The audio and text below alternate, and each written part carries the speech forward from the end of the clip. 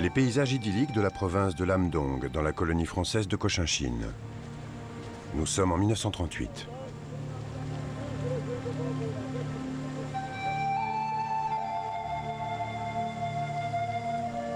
La Cochinchine fait alors partie de l'Indochine française, les pays du sud-est asiatique qui constituent l'empire colonial français en Orient.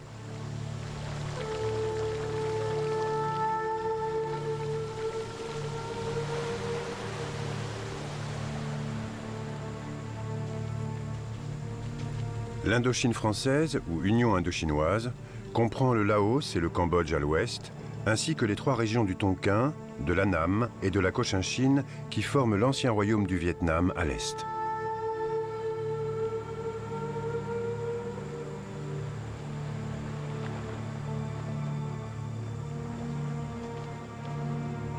Farouchement indépendants, les Vietnamiens ont résisté au fil des siècles aux tentatives d'invasion des Chinois. Mais depuis plus de 50 ans, ils vivent sous la domination des Français.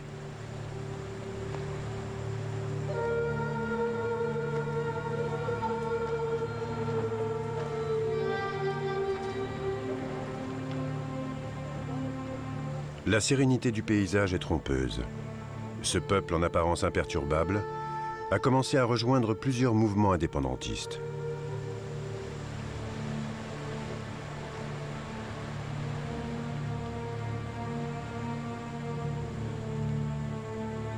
Conséquence de cette tendance, 40 années de lutte désespérée et de souffrance.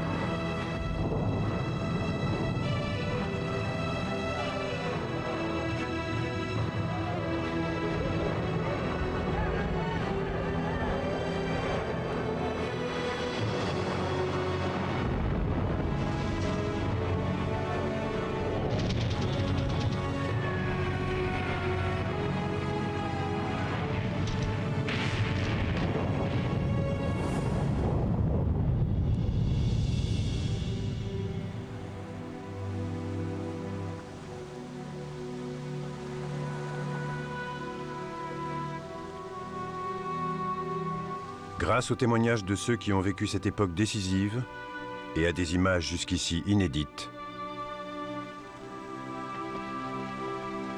voici l'histoire de cette région.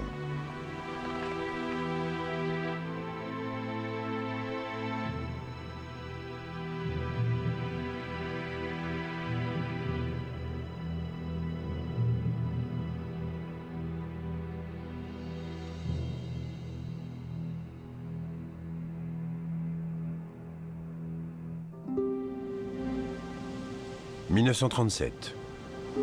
La frontière nord-est porte sur l'Asie. Peshawar est le dernier avant-poste de l'Empire britannique en Inde. Dans le cadre de leur grand tour, les aventuriers et photographes amateurs Edward de Rothschild et Peter Traherne visitent la région.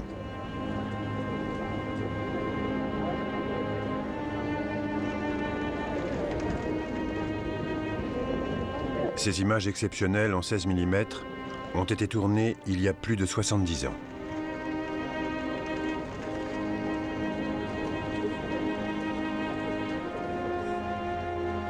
Elles n'avaient encore jamais été diffusées.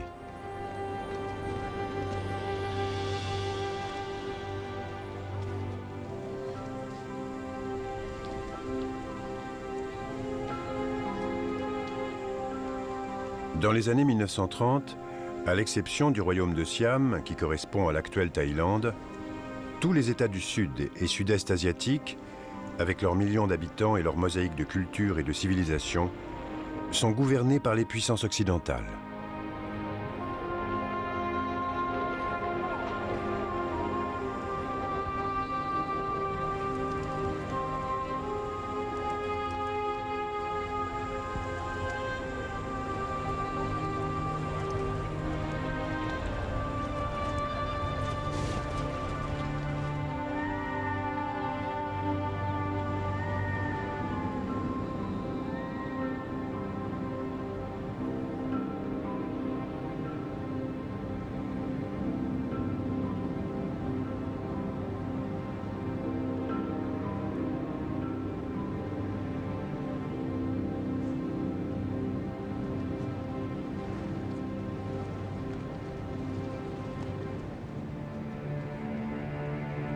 Les Britanniques règnent sur l'Inde, la Birmanie, la Malaisie et Singapour. Les États-Unis se sont établis aux Philippines. Les Hollandais ont colonisé les Indes orientales et les Français l'Indochine.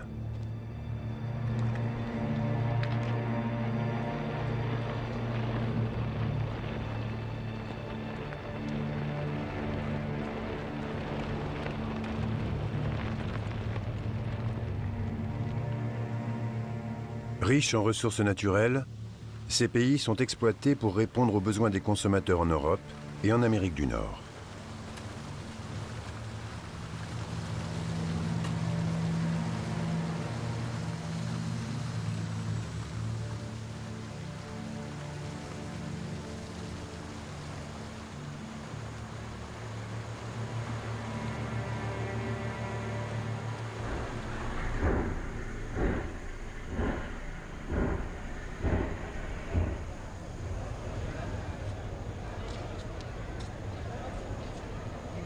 Mis à part quelques privilégiés, les autochtones n'en tirent aucun bénéfice.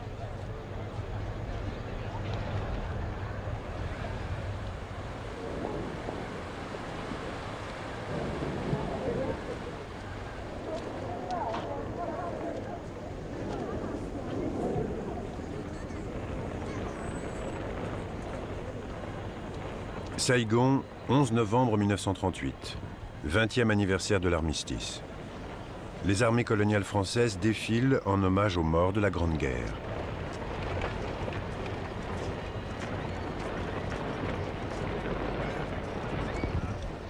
« 20 ans seulement se sont écoulés depuis la fin de la guerre, censée mettre fin à toutes les guerres. Un conflit qui a coûté à la France plus de 4 millions d'hommes. » Le journaliste Nguyen Lakoua.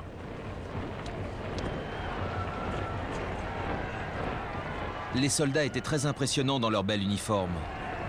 Leurs armes et leurs médailles brillaient au soleil. Les applaudissements étaient nombreux, mais la plupart des gens avaient beaucoup à gagner de l'occupation française. Dans les campagnes, les choses étaient différentes. Moins d'un an plus tard, le monde est de nouveau plongé dans une guerre générale.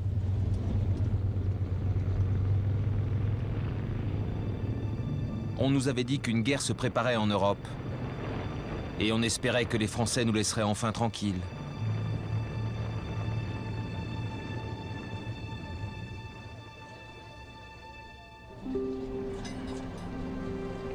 Saigon offre tous les signes extérieurs de la belle vie coloniale. Mais les autorités françaises musellent impitoyablement toute opposition. Go Vinh Long a grandi dans le delta du Mékong, dans le sud du pays. Il n'a pas oublié son enfance sous la domination française. Pendant leur patrouille de routine, les Français tuaient de nombreux Vietnamiens, puis jetaient leurs corps dans le fleuve. Chaque fois que j'allais chercher de l'eau, je voyais les cadavres qui flottaient. Je détestais les Français. Mais mon père disait: ce ne sont pas les Français qu'il faut détester, seulement leur politique coloniale. Les villages isolés dans les montagnes et la jungle sont un terreau fertile pour la cause nationaliste.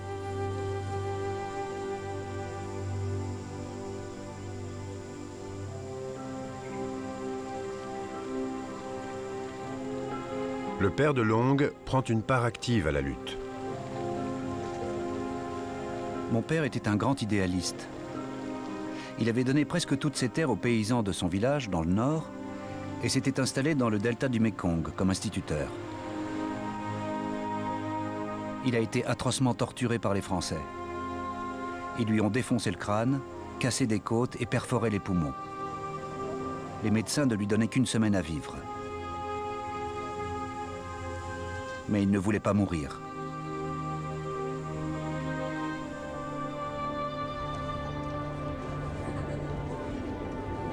Le nationalisme trouve aussi un large écho auprès des intellectuels et des militants politiques dans les zones urbaines.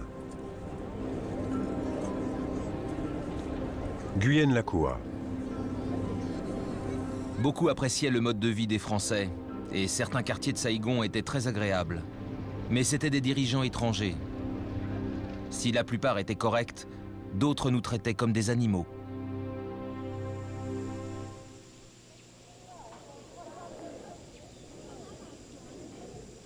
« 1938, Fort Pouplek, dans le district de Krassié, au sud-est du Cambodge.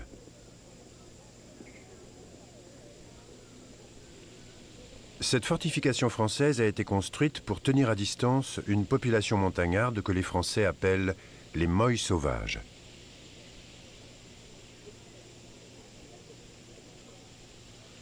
En réaction aux puissances coloniales occidentales qui prônent les vertus de la démocratie libérale, de nombreux mouvements nationalistes se sont tournés vers l'idéologie communiste, en particulier le marxisme-léninisme de l'Union soviétique.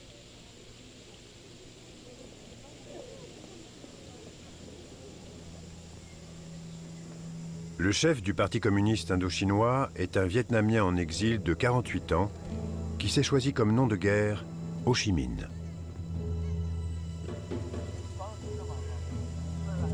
Le réalisateur de documentaires soviétiques, Roman Karmen, l'a filmé avec ses partisans en 1954. Dans un discours lors de la fondation du Parti communiste indo-chinois, Ho Chi Minh déclare: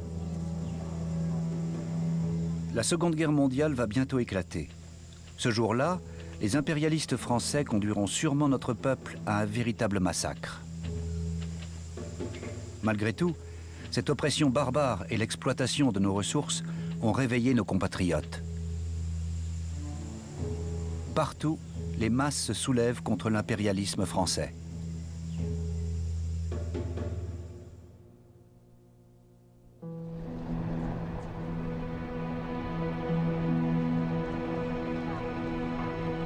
Inde orientale hollandaise, 31 août 1931. Les soldats et marins hollandais prennent du bon temps dans les cafés de Batavia, la capitale sophistiquée de l'île de Java.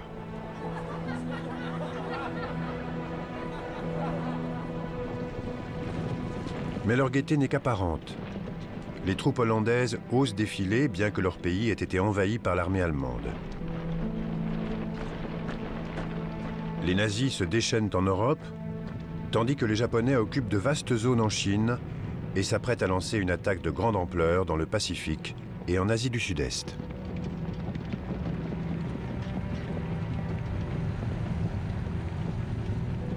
Le monde ne sera plus jamais pareil.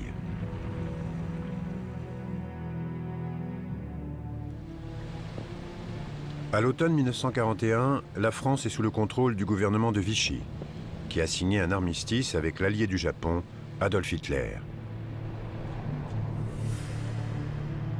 Après quelques escarmouches, les autorités françaises en Indochine accordent une entière liberté de mouvement à l'armée japonaise dans toutes leurs colonies. Désormais, les Indochinois ont deux maîtres, la France de Vichy et le Japon impérial.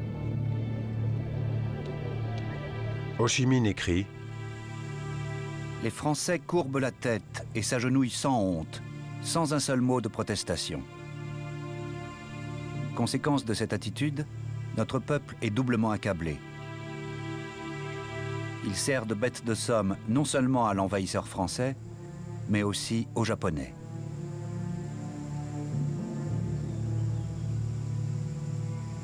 Quel péché a-t-il commis pour souffrir de façon aussi cruelle ?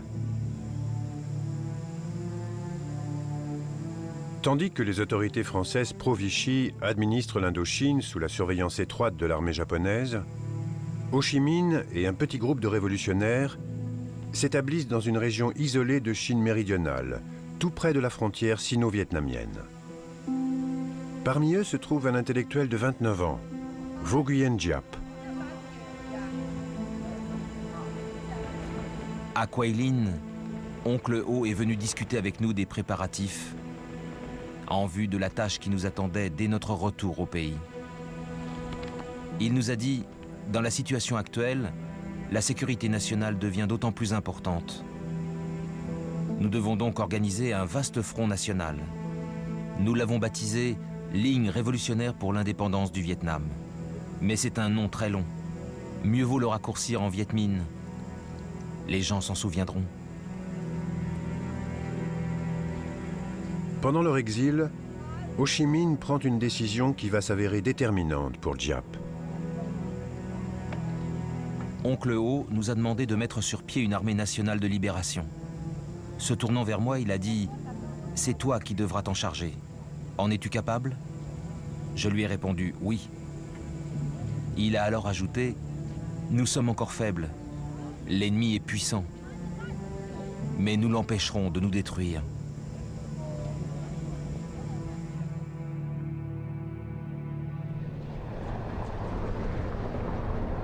En 1942, après l'attaque japonaise sur Pearl Harbor, les seules régions d'Asie et du Pacifique qui échappent au contrôle des Japonais sont l'Inde, bastion britannique, et les provinces de Chine aux mains des nationalistes anticommunistes de Chiang Kai-shek. En Chine, les combats sont d'une violence extrême. «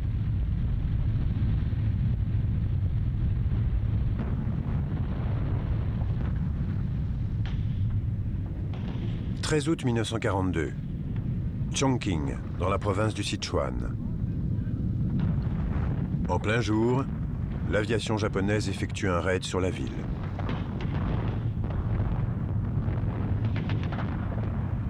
Après 7 jours de bombardements incessants, la ville n'est plus qu'un champ de ruines.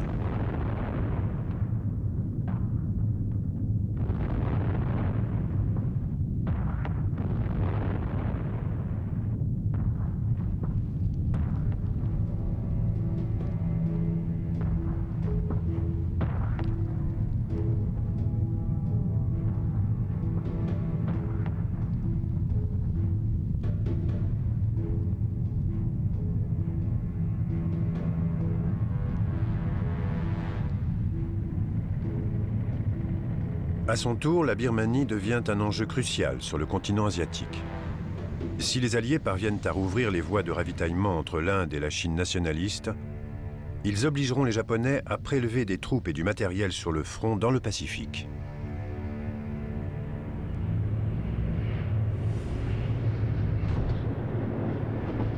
Les armées britanniques et américaines décident d'employer des méthodes de combat nouvelles derrière les lignes japonaises. Ils entrent en contact avec les tribus locales et les forment au combat. Les Américains envoient aussi sur place des membres du tout nouvel Office des services stratégiques, l'OSS, le précurseur de la CIA, pour aider les groupes locaux, qu'ils soient nationalistes ou communistes.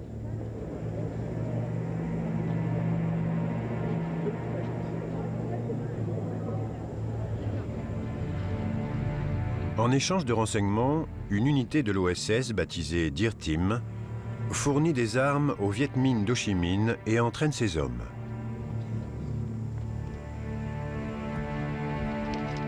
Ho Chi Minh. Cette fois, nous tenons l'occasion de nous libérer. Enlisés en Chine, paralysés par les Britanniques et les Américains, les Japonais sont incapables de nous faire face. Si notre peuple tout entier s'unit, nous écraserons les armées françaises et japonaises. Mes compatriotes, debout. Combattez les Français et les Japonais. Fin 1944, l'Empire japonais en Asie commence à s'écrouler sous les assauts des forces alliées. Giap en profite pour lancer une insurrection générale dans tout le Vietnam. À l'été 1945, il est nommé général à la tête d'une armée de 10 000 hommes. Mais la riposte des Japonais est terrible. Le général Giap. C'était le règne de la terreur. Des familles entières ont été arrêtées, les maisons brûlées, les villages entièrement rasés. Ceux qui possédaient des documents révolutionnaires étaient fusillés ou décapités, où les Japonais leur coupaient les bras et les exposaient sur la place du marché. Ils offraient aussi des milliers de piastres à quiconque leur apportait la tête d'un révolutionnaire. Nous savions que la lutte serait longue et difficile. Dès 1941, oncle Ho nous avait prévenu que les combats contre les Japonais n'étaient qu'un début. Il Il savait que les Britanniques et les Américains avaient les mêmes intentions que les Français. C'étaient tous des impérialistes.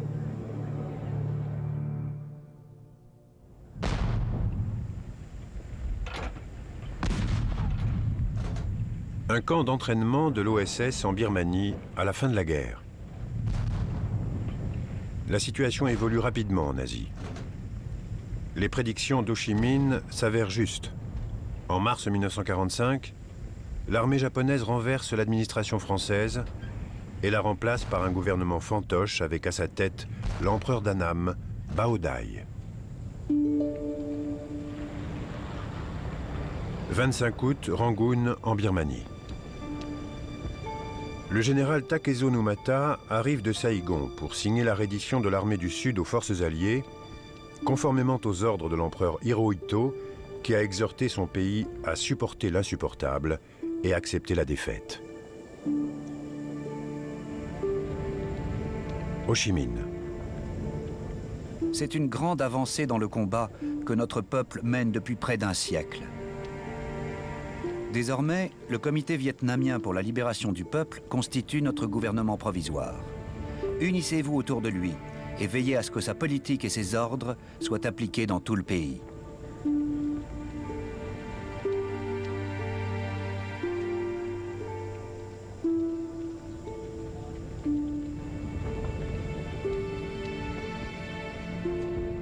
Tandis que le Viet Minh prend le contrôle du pays, les troupes alliées arrivent elles aussi. Les nationalistes chinois au nord, les Britanniques au sud. Saïgon, 6 septembre 1945. Les prisonniers de guerre alliés et les prisonniers politiques français sont libérés par les Britanniques.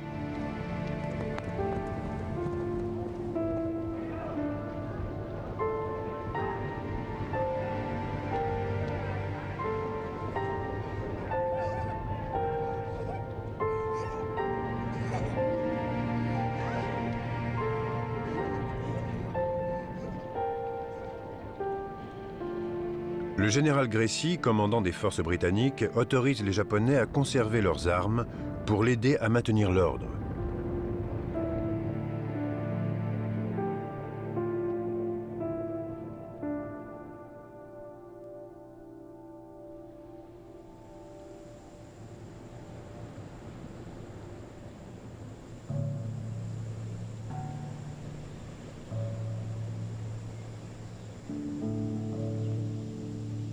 À présent, c'est un gouvernement révolutionnaire qui dirige la plus grande partie du pays. Les Vietnamiens soupçonnés d'avoir collaboré avec les Français et les Japonais font l'objet de représailles.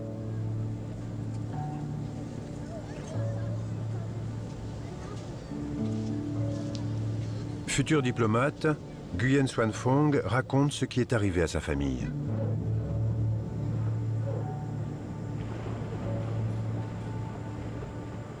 Évidemment, ils avaient emprisonné les propriétaires terriens et tous ceux qui avaient la moindre fonction officielle du temps des Français. Mon grand-père a été jeté en prison parce qu'il était le chef du village. Heureusement, mon oncle, qui avait été à l'école avec un dirigeant Viet Minh, est allé le voir. Il lui a dit « Pourquoi avez-vous arrêté mon père? Il est inoffensif et n'a jamais rien fait de mal. » Quelques jours plus tard, il était libéré. Le grand-père de Phuong l'a échappé belle. Beaucoup d'autres sont exécutés par le Viet Minh, impitoyable envers ceux qu'ils considèrent comme des collaborateurs. Pour la première fois, les Vietnamiens se battent contre leurs compatriotes. L'indépendance n'est qu'éphémère. Quelques mois plus tard, avec le soutien des Britanniques et des Américains, les soldats français sont de retour et reprennent le sud du pays, tandis que le Viet Minh est désarmé.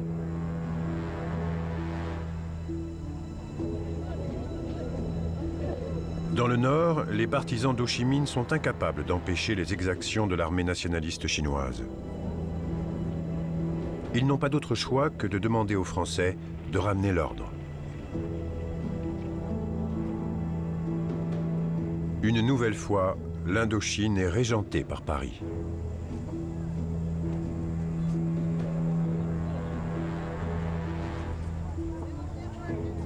Bien que les Américains soutiennent la cause des nationalistes vietnamiens, le fossé idéologique qui divise les démocraties occidentales et le communisme de l'Union soviétique est fatal au gouvernement révolutionnaire d'Ho Chi Minh.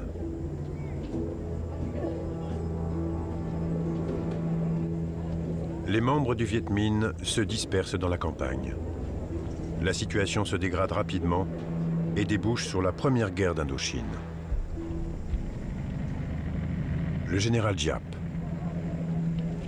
De l'autre côté, l'armée de métier d'une vieille puissance coloniale, disposant des armements les plus modernes. Avions, navires de guerre, artillerie, mitrailleuses. De notre côté, des gens ordinaires équipés d'armes rudimentaires, mais déterminés à se battre jusqu'au bout pour défendre leur pays.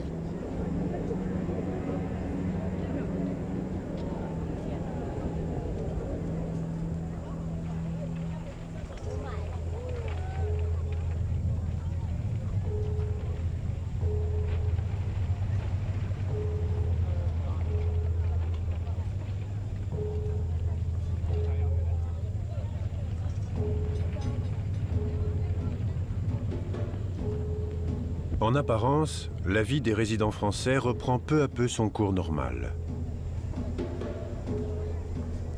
Mais de nombreux jeunes Vietnamiens se retrouvent face à un choix radical. Nguyen Xuan Phuong habite alors Saigon. On voulait se libérer du joug français. On appréciait le style de vie qu'ils nous apportaient, mais on ne voulait pas les avoir sur notre dos. À la fin des années 40, il y a eu des troubles dans les lycées vietnamiens. Certains élèves, moi y compris, faisaient circuler des photos de Ho Chi Minh aux côtés de Lénine et Marx. J'ai fini par me faire prendre. Mon père a été convoqué et j'ai été expulsé. Mon père m'a ramené à la maison et m'a flanqué une bonne raclée. « Pourquoi as-tu fait ça? Ne fais pas des choses pareilles. » Je ne sais pas comment il m'a fait réintégrer. Mes oncles sont partis pour le Nord rejoindre le Viet Minh. Mais ils sont toujours restés en contact. Ils étaient au Nord, nous au Sud. Chacun avait sa propre vie. La plupart d'entre nous n'ont pas fait un choix conscient. On se retrouvait dans une situation, on restait, et on faisait avec.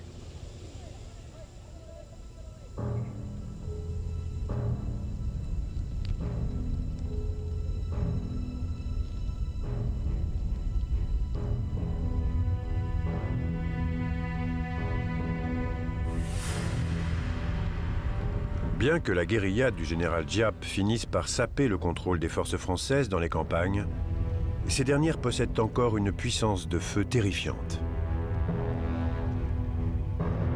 L'officier Viet Minh Ngo Van Thieu évoque la bataille de VinhIen le 17 janvier 1951.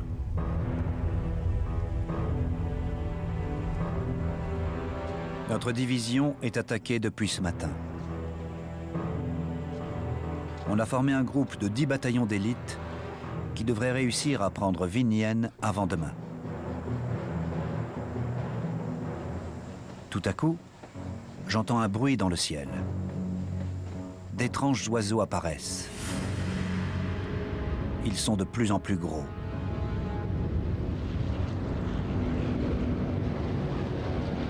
Des avions. J'ordonne à mes hommes de se mettre à l'abri des mitrailleuses et des bombes, mais les appareils piquent sans tirer. Et là, l'enfer s'ouvre devant moi. De grandes boîtes métalliques en forme d'œuf sont larguées et d'immenses tapis de flammes de plusieurs centaines de mètres déclenchent la panique parmi mes soldats. C'est du napalm, le feu tombé du ciel.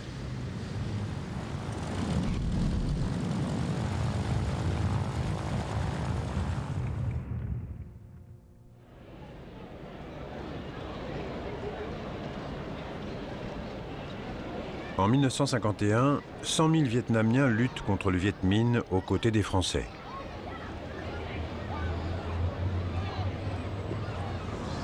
Saigon, au printemps. Nguyen Lat Khoua assiste à un défilé militaire de l'armée nationale vietnamienne en l'honneur de Jean Latourneau, le nouveau haut-commissaire français en Indochine.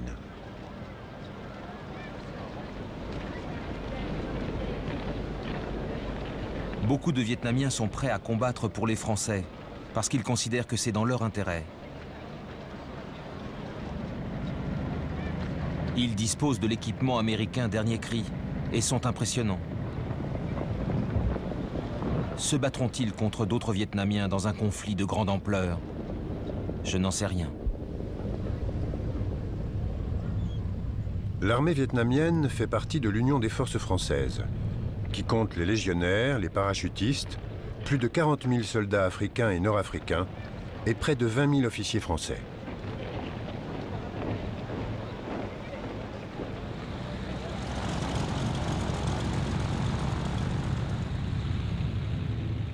Saigon, mars 1953. Le maréchal de France, Alphonse Juin, et le commandant en chef des forces françaises, Raoul Salan, accueillent le général américain Mark Clark, commandant en chef des forces américaines en Extrême-Orient.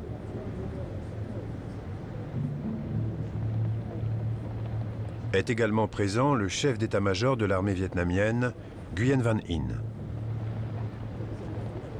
Le général Giap. Les Français sont en train de s'allier aux Américains et d'utiliser leur argent et leur matériel pour créer des armées nationales. Peu à peu, ils livrent l'Indochine aux États-Unis.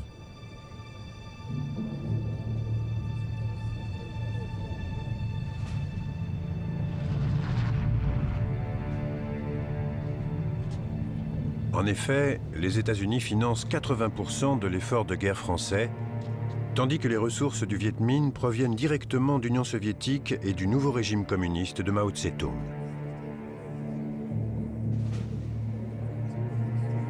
La guerre d'Indochine a dépassé le stade de l'escarmouche entre un empire colonial européen et ses sujets. Elle est en passe de devenir un conflit mondial.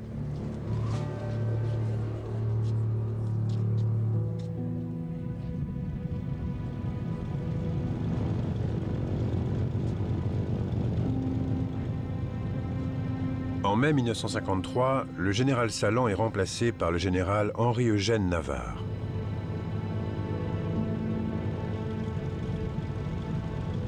Immédiatement, ce dernier prend une décision capitale. Créer une position défensive essentielle au nord-ouest du Vietnam, près de la frontière laotienne.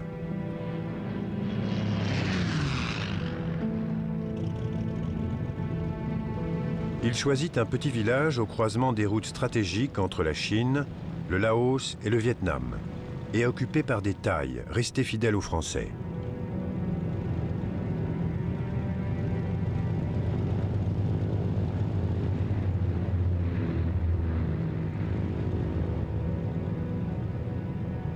Ce village s'appelle Dien Bien Phu.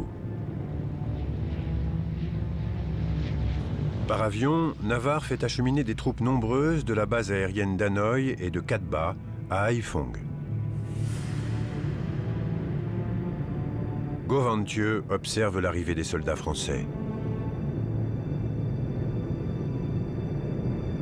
On savait que c'étaient leurs meilleurs éléments, les parachutistes, les légionnaires. La bataille serait dure. J'ai compris que Dien Bien Phu signifierait notre victoire ou notre perte. Des bombardiers B-26 fournis par les États-Unis larguent du napalm sur les positions ennemies. Encerclée par 50 000 hommes de l'armée Viet Minh, la garnison française est opposée à un adversaire 4 fois supérieur.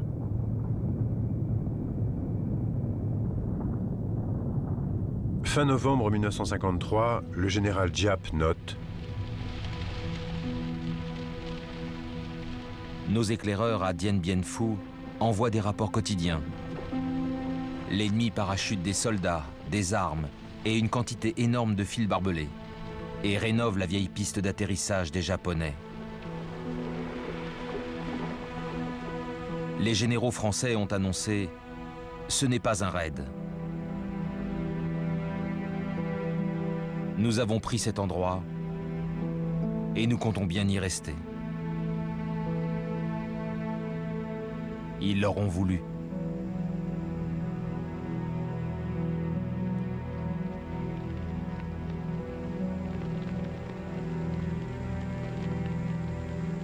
Le réalisateur Roman Carmen est autorisé à circuler librement parmi les soldats de Giap pour filmer l'histoire de la bataille.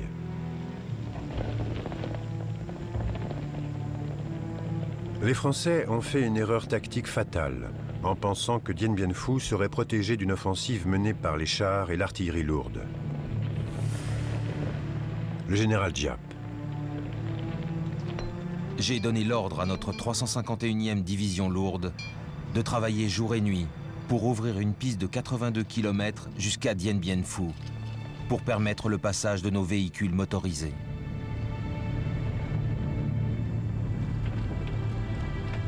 Ensuite, ils ont ouvert une piste de 15 km à travers la montagne afin que nous puissions tirer nos canons jusqu'au front.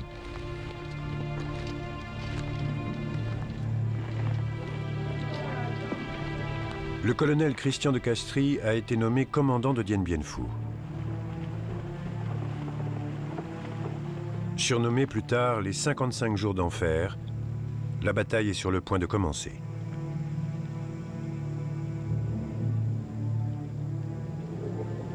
Pour les deux camps, pas question de faire de quartier.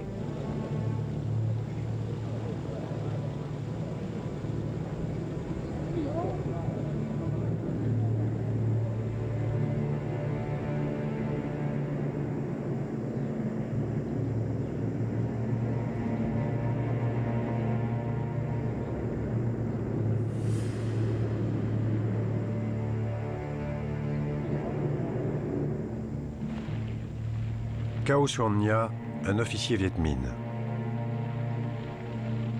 Il nous a fallu 45 jours pour arriver là-bas, en marchant de nuit et se reposant le jour. Parfois, on dormait sur le bas-côté après avoir creusé notre trou pour nous abriter en cas d'attaque aérienne. Tran Van Ngo, capitaine dans l'armée Viet Minh. Les Français étaient plus grands et beaucoup mieux équipés. Mais nous avions une arme contre eux, notre courage.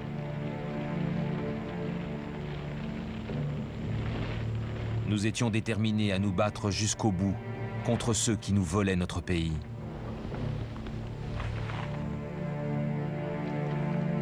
« 13 mars 1954, début de l'offensive contre le camp retranché de Dien Bien Phu.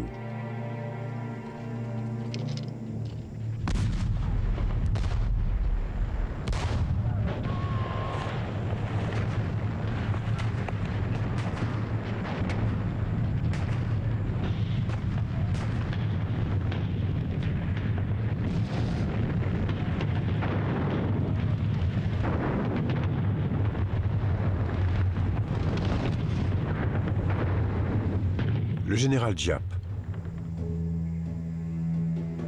Les Français n'ont pas réussi à éliminer la menace sur leur aérodrome.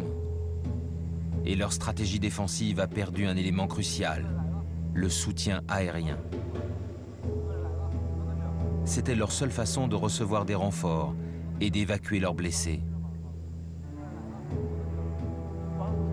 L'hôpital du camp ne comptait que 40 lits et ils avaient déjà des centaines de blessés. Pour le commandement français, c'était un véritable cauchemar. Les combats terribles rappellent la guerre des tranchées et les assauts massifs de l'infanterie pendant la Première Guerre mondiale. Le nombre des victimes grimpe en flèche.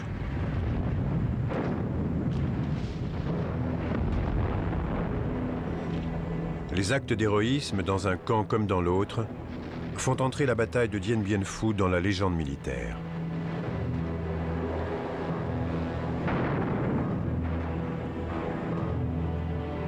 C'est une victoire éclatante pour le Viet Minh et une défaite déshonorante pour les Français. Le 7 mai, Giap lance toute son infanterie à l'assaut du camp.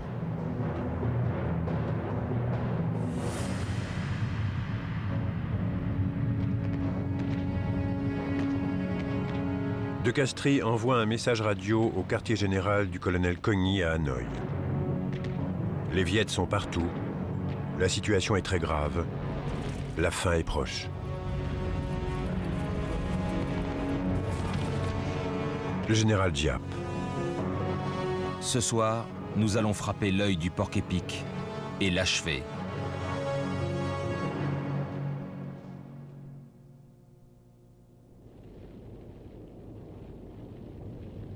En fin d'après-midi, la 312e division lui apprend la nouvelle.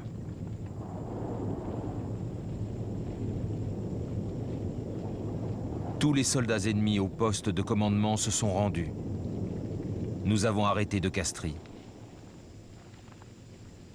À ce moment-là, tout le monde au quartier général s'est mis à crier, à applaudir, à s'embrasser et à sauter de joie comme des enfants. Certains ont fondu en larmes, d'autres sont restés bouche bée. Sous le choc, d'autres encore sont devenus tout pâles.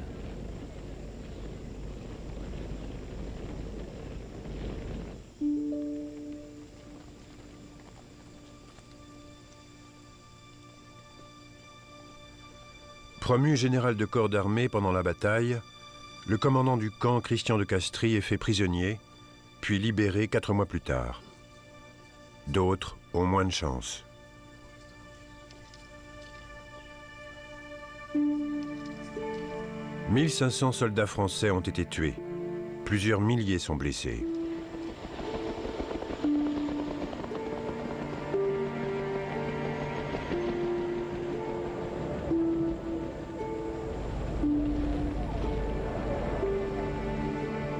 La Croix-Rouge évacue quelques centaines des 10 000 hommes faits prisonniers par le Viet Minh.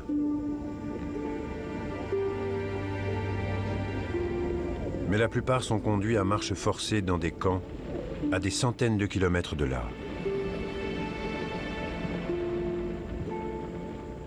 Moins de 4000 survivent et sont rapatriés en France.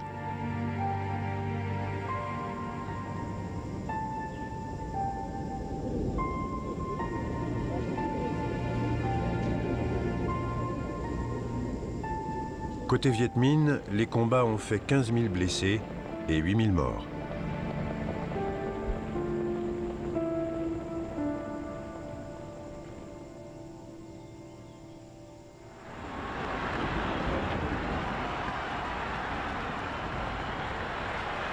La victoire de Dien Bien Phu déclenche une vague d'euphorie à travers tout le pays. Ngoc Anh Vo était fonctionnaire dans l'administration française. Au début, on n'arrivait pas à y croire. Les Européens, si grands et si forts, avec leurs chars et leurs avions, avaient été battus par les petits Vietnamiens. Des paysans, des instituteurs, des ouvriers. Nous étions fiers.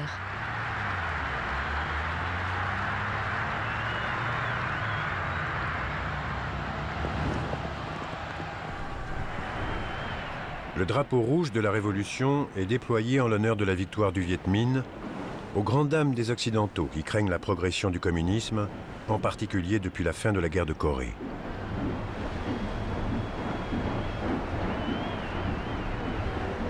Le général Giap. Le succès de la Révolution en Chine a créé un équilibre des forces entre l'Est et l'Ouest.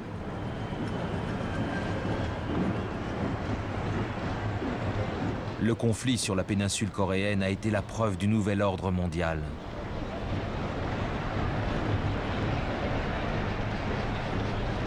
Jusqu'alors, notre guerre concernait seulement les peuples d'Indochine et de France. Les États-Unis comptaient remplacer la France en Indochine, mais la situation ne leur a pas permis d'intervenir directement.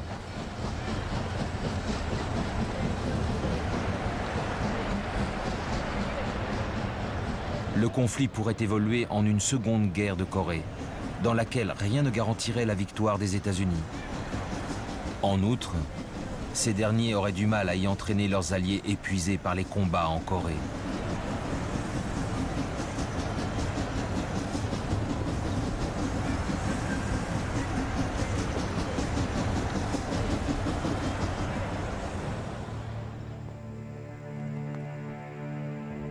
Un compromis est trouvé pendant la conférence de Genève et un accord signé le 21 juillet 1954.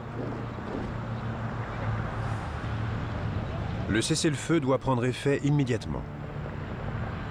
Une division temporaire regroupant des soldats français et Viet Minh est créée et stationnée sur le 17e parallèle.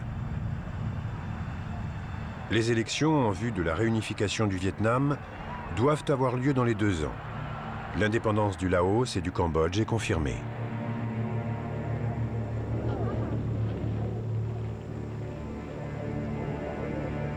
Après des décennies de domination coloniale, les Français quittent l'Indochine.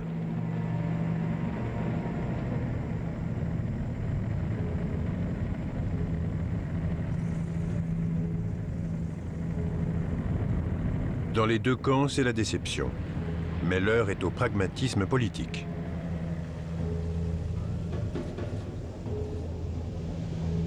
Le général Giap. Nous avons besoin d'une période de paix.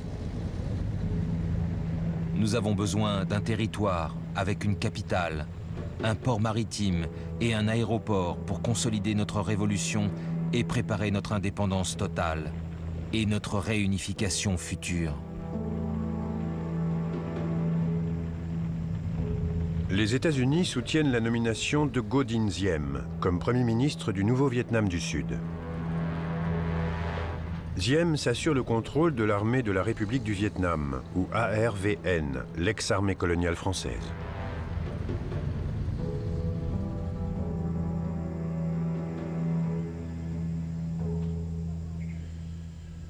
Le 22 juillet 1954, Ho Chi Minh s'adresse à la République démocratique du Vietnam, la nouvelle nation au nord du 17e parallèle.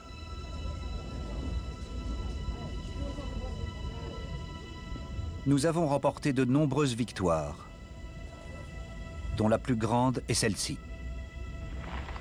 Le gouvernement français a reconnu la souveraineté de notre nation.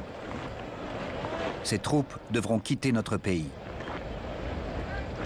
À partir de maintenant, nous devons concentrer tous nos efforts sur la réunification et l'indépendance totale de l'ensemble de notre pays.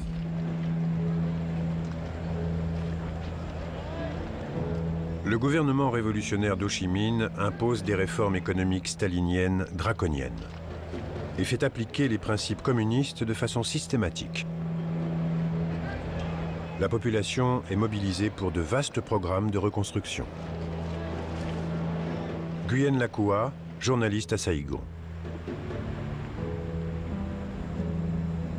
Des centaines de personnes ont émigré vers le sud, surtout celles qui possèdent des terres, des biens ou un certain statut, de même que la majeure partie des catholiques.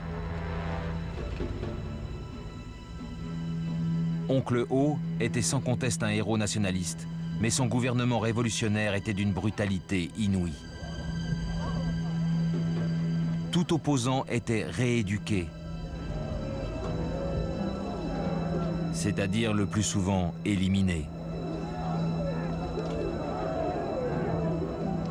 Déclaration officielle du gouvernement de la République démocratique du Vietnam, Hanoï, décembre 1955. Au cours des 100 derniers jours, 100 000 personnes issues de toutes les classes sociales ont pris part aux interrogatoires des chefs de village autour de la capitale.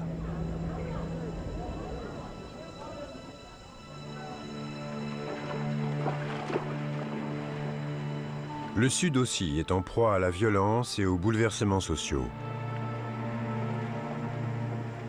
Nguyen La Coua. Nous avions nos propres problèmes dans le Sud, dus à la violence des affrontements religieux et du crime organisé. Mais Diem les a écrasés. Il s'est débarrassé de l'empereur Bao Dai et s'est fait proclamer chef de l'État. Puis, avec le soutien des Américains, il a imposé son régime dans tout le pays.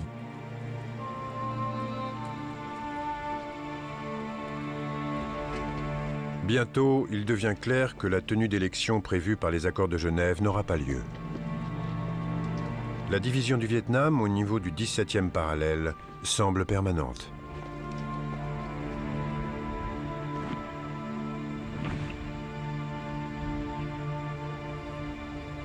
Désormais, un bastion du communisme, allié à l'Union soviétique et à la Chine au nord, fait face à un rempart occidental soutenu par les États-Unis au sud.